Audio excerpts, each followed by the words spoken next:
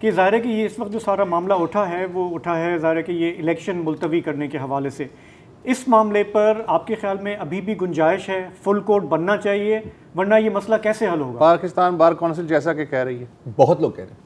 देखिए, Pakistan bar council के अलावा भी पार्टीज में भी कईयों ने ये बात कही है, लेकिन इस वक्त जो खास तौर पे जो माइनॉरिटी डिसेंटिंग व्यू जो आया है कल, उसके पेश नजर वो मैं उससे एग्री नहीं करता कि ये फैसला 4-3 है, क्योंकि 5 जजेस का बेंच था तो 4-3 हो नहीं सकता। लेकिन हर सूरत उसने एक अभाम पैदा किया है लोगों के जहन में और एक बहस चल पड़ी है।